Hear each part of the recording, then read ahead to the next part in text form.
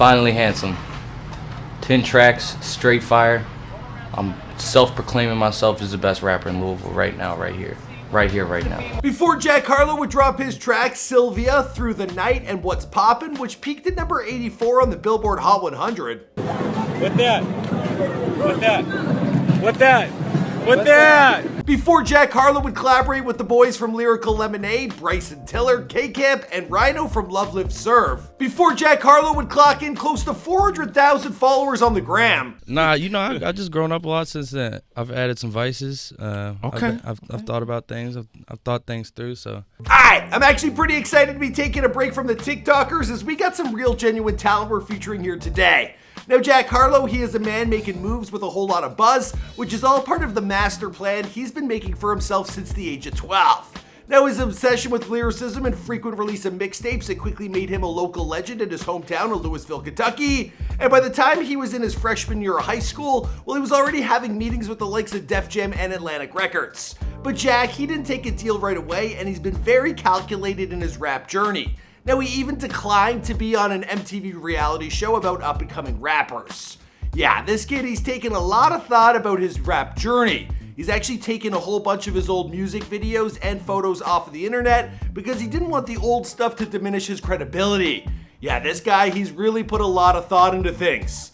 Like even this. I've never made like a big line in any of my songs. Like that was my first one. Cause like I'm not on some like, you know, micro shit, you know what I mean? But like I'm also like not crazy, like, you know what I'm saying? But I was so worried that the girls I used to mess with were gonna be like, song's hard, but just know like, it ain't that big. I like this kid. I think he's gonna be the next big thing. It's easy to draw comparisons between him and Post Malone. And Jack, he's likely aware of this. And well, he's pretty honest and upfront about his role as a white man in rap. On Hitchcock, he raps, "I'm just a guest inside the house of a culture that ain't mine, and I'm just blessed to be around." What's going on, guys? It's your boy Michael McCrutton back at it with another Before They Were Famous, this time on Jack Harlow. Now, a big chunk of the information I gathered for this script, it comes from an interview Jack gave to Josh Moss, and this was at the Louisville magazine. It was super in-depth and detailed, so I've left a link to that down below. Now, other requests I've been working on, they include Arizona Zervas.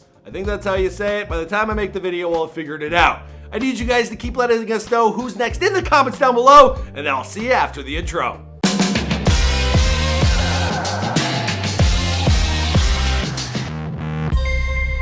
Hey, be sure to subscribe and hit that bell. Boom! Jack Harlow was born Jackman Thomas Harlow on March 13th, 1998 in Louisville, Kentucky. Now, his mom, Maggie, she played a lot of Eminem while he was in the womb, so let's say his musical journey, it started from the get-go. Now, it looks like Jack, he comes from a middle or upper middle class family, with his parents running two successful companies, a Signorama where Jack would later work, and Transworld Business Advisors, or at least his mom works there. Now, he's got a younger brother named Clay, and his family, they moved from the countryside of Shelbyville to the big city of Louisville when the boys were little. And this was so they could be closer to other kids their age. Where I'm from, it's a city. And a lot of people from Louisville had this desire to be respected in that way because they won't even say Kentucky when you tell them where they're from. Now me, I'm not like that. I represent Kentucky. But Louisville is a city. It's urban. We got skyscrapers, we got bridges, we got human beings in suits walking around. It's got 1 million people. It's got real people walking around in suits. That's my favorite part. Now, as a young kid in kindergarten, well, Jack, he had to wear a patch over his right eye in an attempt to make his left lazy eye a little stronger. Now, due to the patch, you know, all his classmates, well, they started to tease him, calling him a nerd.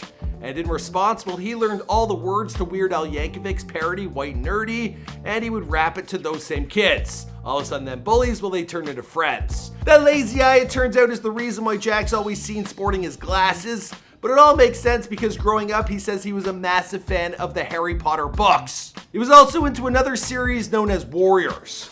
Now, his dad, he was into country music, but his mom, she had a love for rap. And when he was just 10 years old, he asked his mom if he could listen to the explicit albums in her collection. Now, these included A Tribe Called Quest, Public Enemy, NWA, and more. Starting to rap for himself seemed to be an uncontrollable obsession that started when he was 10.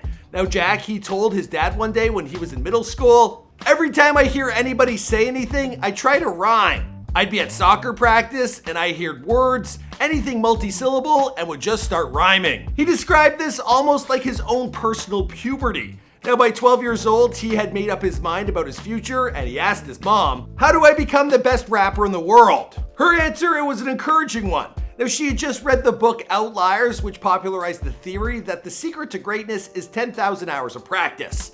Now they did the math, and if he dedicated 4 to 5 hours every day, well, he'd be there by his 18th birthday. So Jack, he took this as fact, and he got to work.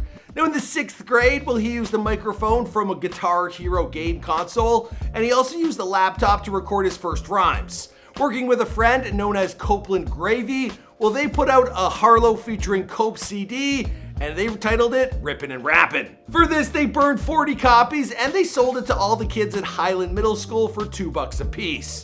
Now early on, Jack, he wasn't sure what to write about. He was struggling a little bit with the fact that he wasn't a black kid from a rough neighborhood, but in the end, he decided just to be honest with who he was and what he was going through. Speaking more on this, Jack, he told Josh Moss, "Black culture was the coolest thing to all kids growing up, whether they want to say it like that or not. But I didn't want to copy, I didn't want to steal from it, I wanted to put my own twist on it.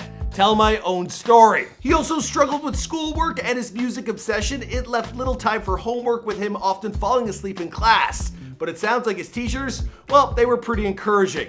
Now his 6th grade science teacher, Walker Swain, he produced music and asked Jack to be on a song, and the two of them, they collabed. Then the football coach, he heard Jack's music and he connected him with a studio called Fort Knox, and a producer known as Lar B-I-N-O, or Larbino. Now there was also another teacher from his elementary school who got him addicted to liking older women. And if you follow him on the gram, you'll notice that he frequently shouts out older actresses like Marissa Tomei and Constance Marie, aka Angia Lopez. Eventually, he would up his game with a professional microphone and adopted the moniker Mr. Harlow.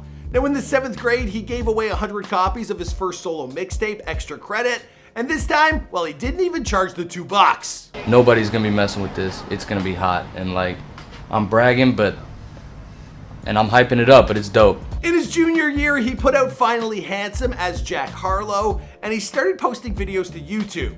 Now from there, phone calls, they started coming in from potential managers and others who wanted to sign him. Now one of those people just so happened to be Scooter Braun, which led to a meeting at his LA mansion.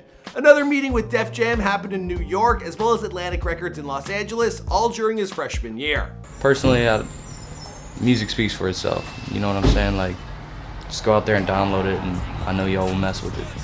It's gonna be dope. Now, despite how you or I might have handled that situation, well, he didn't take a deal. And reflecting back on it now, he cites that as the right move. Now, as his friends got ready to go to college, well, he stuck out working at his parents' Signorama business while dedicating all his free time to his music. He released his next mixtape, 18, shortly after completing high school, which was the first album on his label and music collective, Private Garden. Now Jack, he grew up in the Highlands area of Louisville, which is filled with nightclubs, restaurants, theaters, and more. But when he graduated high school, well, he moved to the Barry Boulevard with his friends. And this was a seedier part of town. There he saw drug addicts and people facing harsher realities than he had grown up around. Now after 6 months, he moved to Germantown into a 2-story house. This was owned by his grandmother. He also picked up his first whip off of Grandma, a 2005 Pontiac Grand Prix, and for that he paid a whopping $2,000. Now his music wasn't yet paying the bills, but he quickly became a local hero, playing all the Louisville venues. This included Headliners, Mercury Ballroom, Haymarket Whiskey Bar, and a show at the since-closed New Vintage. Now Jack has said that he will forever rep his hometown. Now over the next year, he would travel to Atlanta to record. He would perform at South by Southwest. In 2018, he signed with DJ Drama and Don Cannon's Atlantic Records imprint Generation Now. Now his buzz, it would only continue to grow with his first major label debut mixtape, Loose, and collabs with K-Camp on Pick Your Phone Up. I'm actually a big K-Camp fan, with Cut Her Off being one of my all-time favorite jams. Also, there was Through the Night, that one with Bryson Tiller, it was another banger. Now the big explosion for Jack was his track What's Poppin', where he worked with Lyrical Lemonaide and Cole Bennett, and the music video, well, it was a banger. I think we're looking at over 10 million views at the time of this recording, so good for them. As for the rest of the story, well, I think I'm gonna wrap this one up here because this, of course, is before they're famous. My name is Mike McCride, and we make all sorts of celebrity bios here for you on this channel. You guys gotta let us know who's next in the comments down below. We also have one more video, because if you like this one, you might wanna check out the next one. And do that. And then I'll see you guys in another video. Boom!